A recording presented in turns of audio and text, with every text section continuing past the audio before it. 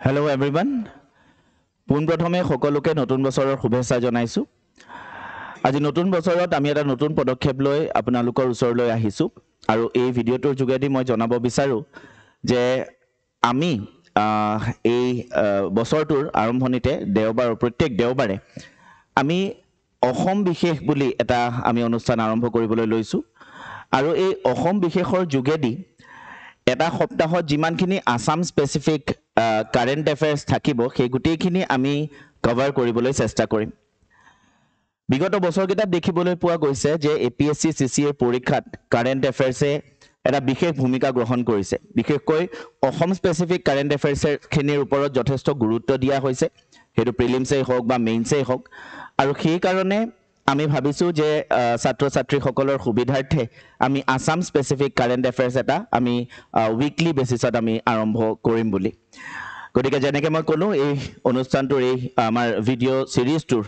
নাম হ'ব অসম বিশেষ আৰু ইয়াতে আমি প্ৰিলিমছ আৰু মেইনছ দুইটা পইণ্ট অফ ভিউৰ পৰাই আমি কাৰেণ্ট এফেয়াৰ্সখিনি আপোনালোকলৈ লৈ আহিম আসাম স্পেচিফিক। এতিয়া যেনেকৈ প্ৰিলিমছৰ ক্ষেত্ৰত যদি কওঁ তেনেহ'লে এৱাৰ্ড বেছড বহুত প্ৰশ্ন সোধা দেখা যায়, পাৰ্চনেলিটিজৰ ওপৰত বহুত প্ৰশ্ন সোধা দেখা যায়, জেগাৰ ওপৰত বিগত বছৰকেইটাত যথেষ্ট গুৰুত্ব দিয়া হৈছে, তাৰপিছতে বিভিন্ন কালচাৰ ৰিলেটেড কুৱেশ্যনছ আহে। এই গোটেইখিনি কভাৰ কৰিবৰ কাৰণে আমি কাৰেণ্ট এফেয়াৰ্স ফ'ল' কৰি থকাটো খুবেই দৰকাৰ। আপোনালোকে ইতিমধ্যে জানে যে সত্যজিৎ ছাৰৰ নিউজ পেপাৰ এনালাইচিছটো আছেই, নেশ্যনেল আৰু ইণ্টাৰনেশ্যনেল টপিকছবিলাক কভাৰ কৰি পেলাই। তাৰ লগতে এই ভিডিঅ' চিৰিজটোত আমি বিশেষকৈ অসমৰ ওপৰতে গুৰুত্ব দিম। নেশ্যনেল ইণ্টাৰনেশ্যনেল টপিকছখিনি সত্যজিৎ ছাৰে নিউজ পেপাৰ এনালাইচিছত কভাৰ কৰি ইয়াতে আমি অসম স্পেচিফিক যোনখিনি টপিকছ থাকে সেইখিনিত বিশেষ গুৰুত্ব দি পেলাই আমি এই ভিডিঅ' চিৰিজটো আপোনালোকলৈ আগবঢ়াব খুজিছোঁ। এই ভিডিঅ' চিৰিজটো প্ৰস্তুত কৰাত আমাৰ বহুতো ফেকাল্টি ইয়াতে জড়িত হৈ থাকিব আৰু এই ভিডিঅ'টো আপোনালোকলৈ লৈ আহিব আমাৰ অভিষেক লহকৰ ছাৰ, নৱাব কিবৰিয়া ছাৰ আৰু ইলিয়াছ আলী আহমেদ ছাৰ। তেওঁলোকে আপোনালোকক এই ভিডিঅ'টোত সম্পৰ্কে আৰু দুই এটা কথা জনাব। মই তেখেতসকলক অনুৰোধ কৰিছোঁ তেখেতসকলে যাতে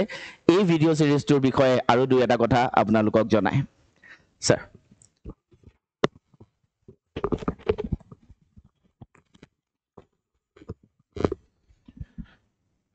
হেল্ল' ষ্টুডেণ্টছ, পোনপ্ৰথমেতো নৱবৰ্ষৰ শুভেচ্ছা জ্ঞাপন কৰিব বিচাৰিম আপোনালোক সকলোকে আৰু নতুন বছৰত এটি নতুন পদক্ষেপ আপোনালোকলৈ অসম বিশেষ।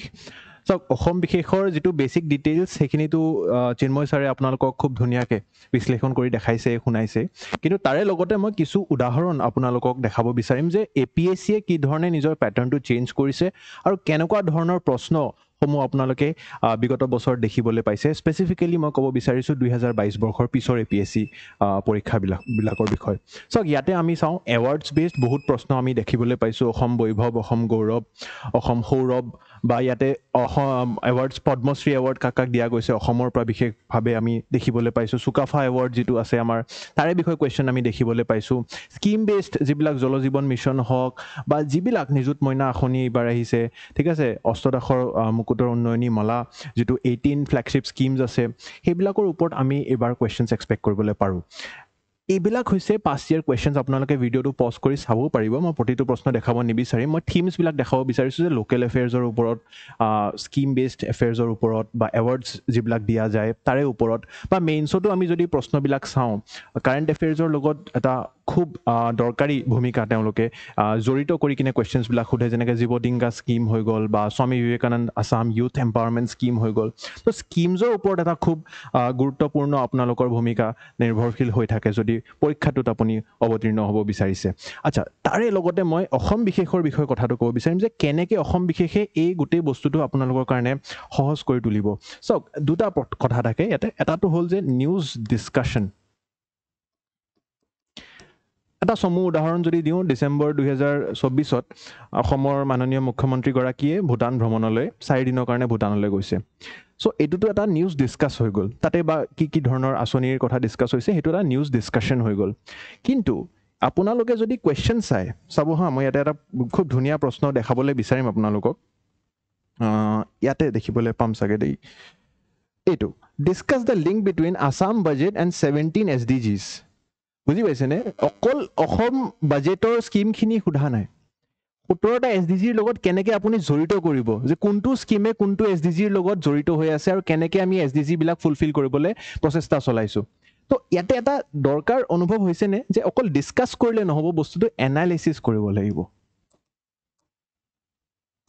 এই এনালাইচিছটো সত্যজিৎ ছাৰে খুব ধুনীয়াকৈ আপোনালোকক নেশ্যনেল ইণ্টাৰনেশ্যনেল এফেয়াৰ্ছৰ কাৰণে কৰাই আছে আৰু আমাৰ প্ৰচেষ্টা হ'ব যে আমি সেই বস্তুটোৱে অসম স্পেচিফিক বা নৰ্থ ইষ্ট স্পেচিফিক যিখিনি নিউজ থাকে তাৰে কাৰণে আপোনালোকৰ কাৰণে ইয়াতে আমি প্ৰস্তুত কৰাম আৰু এই বস্তুটো আমি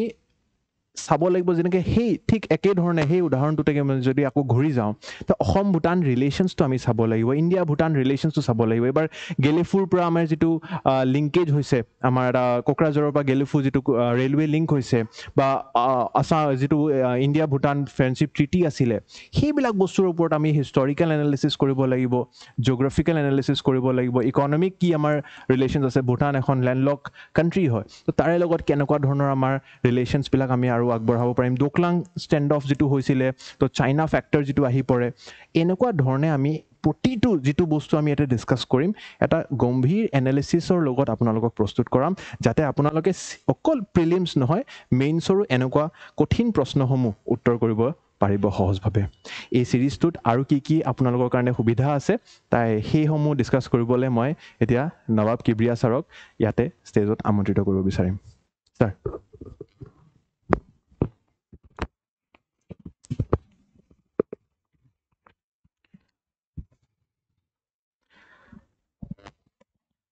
হেল্ল' এভৰিৱান প্ৰথমতে হেপী নিউ ইয়েৰ সকলোলৈ ইতিমধ্যে ছাৰহঁতে আপোনালোকক গোটেইখিনি কথা জনাইছে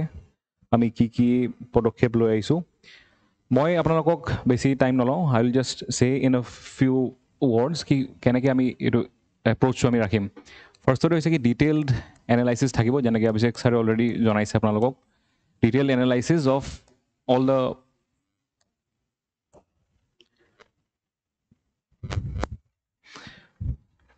ডিটেইল এনালাইচিছ আমি উইকলি দিম প্ৰভাইড কৰিম এইখিনি ঠিক আছে আছাম এফেয়াৰ্ছ যিমানখিনি আছে 2 নম্বৰতে এইখিনি কাৰেণ্ট এফেয়াৰ্ছৰ লগত যিখিনি MCQs জড়িত হৈ থাকিব we will provide MCQs after every topics provided যদি সেনেকুৱা ইম্পৰ্টেঞ্চ আমি দেখা পাওঁ বিগত বছৰৰ যোনখিনি কুৱেশ্যনছ আহিছে তো তাৰ লগত যদি লিংক আমি এনেকুৱা দেখা পাওঁ তেতিয়া আমি MCQs প্ৰভাইড কৰিম আৰু এনিৱেজ আমি কিছুমান MCQ 5-6টা MCQ এভৰি উইক আমি প্ৰভাইড কৰিম আপোনালোকক তাৰ উপৰিও আমি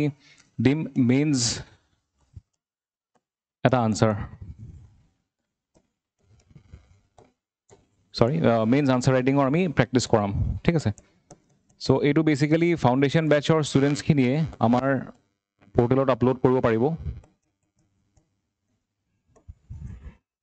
যোনখিনি ষ্টুডেণ্টছ ফাউণ্ডেশ্যন কোৰ্চৰ হয় তেখেতসকলে আমি আমাৰ পৰ্টেলত আপলোড কৰিব পাৰিব আৰু আমি আনচাৰটো ইভালুৱেট কৰি উইদিন 2-3 ডেইজ আপোনালোকক ঘূৰাই দিম এইখিনি বাকী সকলোৱে প্ৰেক্টিছ কৰিব পাৰিব আমি আপোনালোকে যদি বিচাৰে কমেণ্ট ছেকশ্যনত লিখিব আমি নেক্সট উইকত সেই মেইনছ আনচাৰ ৰাইটিঙৰ যোনটো মডেল আনচাৰ হ'ব লাগে সেইটো আমি প্ৰভাইড কৰি দিম এইখিনি হ'ল আমাৰ এনেকৈ এপ্ৰ'চটো আমি কৰিম আৰু আপোনালোকে যদি বিচাৰে কি MCQs আৰু আপোনালোকক কুৱেশ্যন বেংক লাগে মানে মান্থলি আমি ভাবিছোঁ কি কম্পাইলেশ্যন 50টা কুৱেশ্যনৰ আপোনালোকক দি দিম চ' আপোনালোকে যদি বিচাৰে কমেণ্ট ছেকশ্যনত কাইণ্ডলি জনাব এতিয়া নেক্সট মই ইলিয়াছ ছাৰক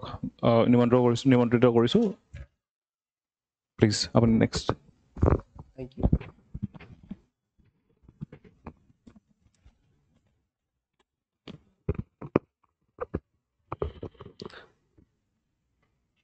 আৰু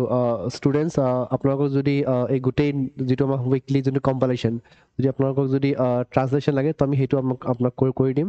চ' কাইণ্ডলি আমাক আপুনি কমেণ্ট ছেকশ্যনত জনাব